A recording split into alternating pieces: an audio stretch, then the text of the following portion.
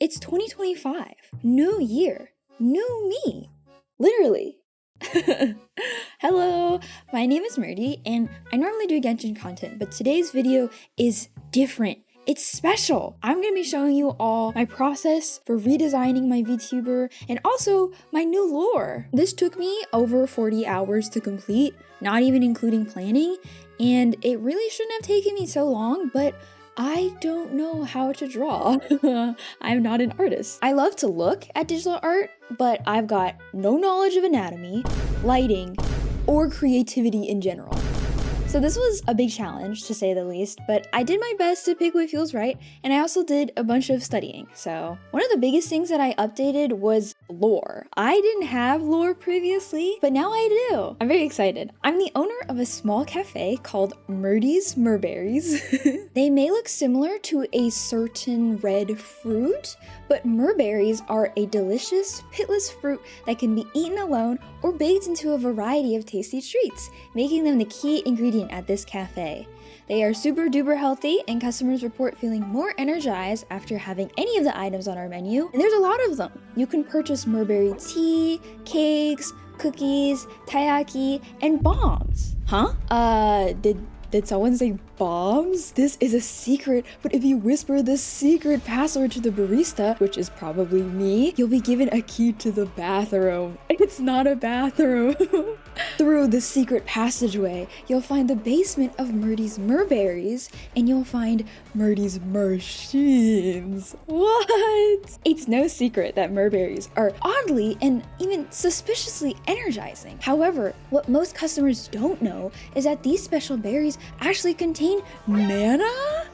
You could even call it Myrna? That doesn't work as well. When refined, they can even act like mana stones, making them the perfect source of power for all kinds of destructive weapons. I'd like to design some of these weapons, but I'd have to do a bunch of research to figure out how to draw guns, and then draw, and that is very tiring. But just imagine it in your head. I do have one weapon design plan, which is murberry bombs, which, you know, they just look like regular bombs, but they're berries. Where do I get all of these murberries, you may ask? They kind of just sprout up wherever I go, like the ones on my head, for example. So that's why they're called murberries. Anyway, that's my updated lore. With this in mind, let's move on to the design process. I kind of wanted to design my avatar to look like a personification of my favorite things and my identity. So I wanted to incorporate my favorite colors, neon green and hot pink. I also am Chinese, and I like fish and pixel art and fruit. So I kind of wanted to somehow mash all of that together. I also had to now convey that I was a cafe owner as well. Thankfully, I had an old design to go off of. They're actually not that different in design, especially the upper half, because I really did like the old design. I just wanted to update it so it had more of a theme and lore. I used an app called PureRef, which is so helpful and so amazing. I popped every single relevant picture that I found in PureRef. I looked at Chi Lolita, Chi Pals from Nua Hanfu, Sakura Miku, other Mikus, certain Love Nikki outfits, and just other art from Pinterest that I found. I do not know anything about anatomy, not at all. So to achieve the body of my model, I used myself. But I adjusted like the size of the head and also emphasized certain things to make it more stylized mainly. For the outfit part, I knew I wanted to include the standing collars of Chi Paos, but I wasn't sure where exactly to put the seam. That's why I started with it being asymmetrical. Anyway, I also wanted to have the same loose sleeves that my previous model had, but just a little bit shorter because I thought it'd be more practical for a cafe owner. And I also wanted to have a short skirt and some kind of apron. I wanted my whole design to look semi-practical. It was kind of difficult to figure out how I wanted to layer each piece, which is why I drew little mini pictures of the clothes on the side. I don't think I actually ended up going with this exactly, but it was to help me plan it out. You can see I'm adding a whole bunch of random little things just to see if it looked nice or not. I really liked the little cherries that I put on the front of the shirt, but I ended up changing it later because I felt like it was too blatant of a copy of Sakura Miku. So I ended up changing it to a gap, like a hole, and I was trying to make it look like a fish, but if I'm being honest, it kind of looks like a bottle right now, which is why I changed it later. But I also added a small little bead or gemstone. I don't totally know what it is, but I was just thinking, like, lore-wise, it kind of makes sense because I'm magical and I can produce these merberries. So I thought it'd be kind of nice if they also were embedded into me, kind of like Alhaitham. But it's not something I totally fleshed out. I struggled a lot when it came to color. I knew I wanted to have green hair, and obviously the cherries would be pink, but the shirt, apron, waistband, I just wasn't sure. You know what's crazy? I actually struggled so much with the socks. I didn't know how I wanted to do the socks because I was worried it'd be too plain and boring if I just did a straight across line. So I tried to do like ruffles, bows, and it didn't look good at all. And I don't know, like, it's not necessarily that I think that ruffles are ugly, but I just could not draw them properly. Anyway, I tried to do a grayscale thing with the color. So I tried to make the colors, you know, how I'd want it to look in grayscale. And then I moved over to Krita because Ibis Paint, the gradient map feature is paid and I didn't want to pay. However, it didn't work very well. I think I must have done something wrong. I put in all the colors and then I desaturated it and the colors were different from the black and white version. I'm not totally sure what happened, but you know, it didn't even matter anyway because I ended up changing the colors to what I wanted them to be. But it did help me figure out kind of like, oh, I want the shirt and the skirt to be the same color and I want the apron to be lighter, you know? So towards the end of the design process, I actually got lazy and too tired. So I started working on the actual model part. And then while I was working on the model, I had the idea to become a cafe owner. I actually didn't have that idea fleshed out until very recently. So then I was like, oh, perfect. I can put my cafe logo on the front of the apron, which is something I was struggling with in the beginning. I was trying to make it more interesting because I felt like it was too plain on the front, and now it's perfect. I have a little logo. To draw the back side of the design, I saw this cool trick where you basically copy and paste the photo and then the silhouette should be the same front and back, so that's how you do it. And it was so cool, it worked. I did end up blurring the hands because I was too lazy to figure out how to draw the other side of them. But yeah, so that was the design process, and now we get to actually draw it.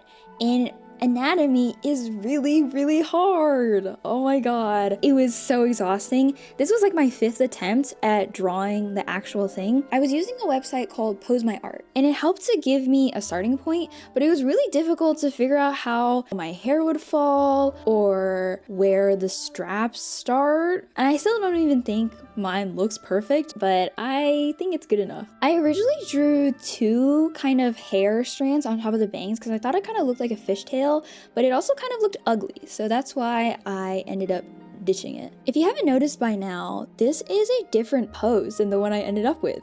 Why is that? Oh, it's because I changed it. I changed it very late after I had already drawn like half of the design, after I had already colored and done everything. And it was really frustrating, but I was like, no, I like this other pose better. And you know what? Now that I'm looking at it, I almost like it better. No, I shouldn't tell myself that. Whoa, what? Why did the time... I think Ibis Paint decided to heavily speed up the second half of the time lapse where I started readjusting the pose and then doing all of the refining. So, you know, like just the important part, like that's all. Towards the end of the drawing process, Ibis Paint sent me a freaking error and was like, oh my god, your drawing is gonna explode, your file was damaged, we need to restore it now. So it kicked me out, and then it did a whole restoring process that took almost an hour, I think. And I was so scared the whole time because I went on Reddit and people were saying stuff like, oh, I spent 30 hours working on a piece, it was my greatest masterpiece, and then Ibis Paint exploded it and I never got it back. Guys, make sure you save your work and make backup copies. And I was like, oh my god, I don't have any backup copies, but thankfully it restored safely. But I do think it probably messed with the time lapse. But anyway, I will screen record it for you guys. So the coloring and shading process was quite difficult because this is where your art style really shines through, and I don't have that. I really like vibrant art styles and also the kind of messy, almost painterly style, but I don't know how to draw like that. But anyway, I used a bunch of tutorials for the coloring process. For example, the shininess of the smaller cherries was because I followed this tutorial I found on Pinterest, and I tried to do something similar with the bigger cherries up top, but it was a little bit harder since they weren't perfectly spherical, and I struggled a bunch with the highlights. I used a couple different YouTube tutorials for the shading process. One was called How to Color with Saturated Colors by Badjon, and it introduced me to how awesome different layer modes are. I'd only really used multiply in the past, and also I learned about tonal value, which is so cool. Basically, certain colors are darker than other colors, just naturally, even at max saturation, which makes sense, but it had never occurred to me. So since dark blue and red have a darker tonal value than green, I tried to use those colors for things like line art and shading. I also watch a lot of Tippo's videos, which are super helpful for art tips, but also just fun to watch because of his cool editing style. Thank you so much, smart artist YouTubers. I couldn't have done it without you guys. Smartest. They're smartists. So you can see me drawing the different frames for a blinking animation, which actually was not the hardest part of the animating process. It was turning it into a sprite sheet so that it would properly play in PNGtuber Plus, which is the program that I was using to make my avatar move. For some reason, so many of the sprite sheet packers online didn't let me adjust the order easily, or it totally ruined the quality of my drawing, but I eventually found a good one. Thank you so much, Sprite Sheet Maker. Unfortunately, I did not record the PNGtuber Plus process because I forgot to, but it wasn't that bad. I did accidentally delete my old model though.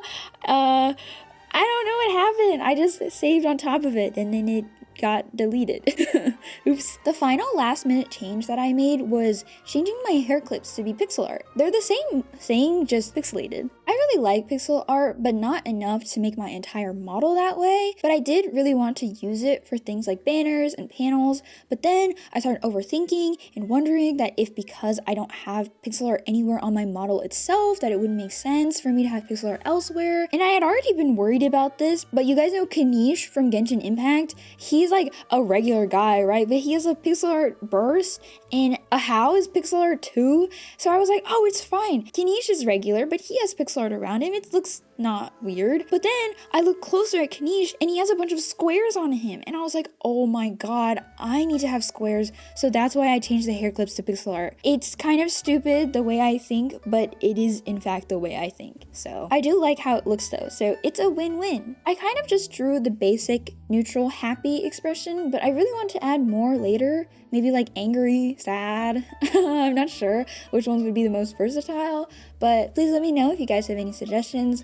And thank you if you're still watching. It was so fun for me to draw this because I've always wanted to make my model represent me just a little bit better. And I also got to try and mimic some of my favorite artists.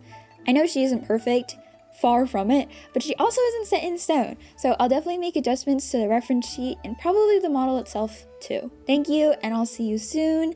Goodbye and Happy New Year!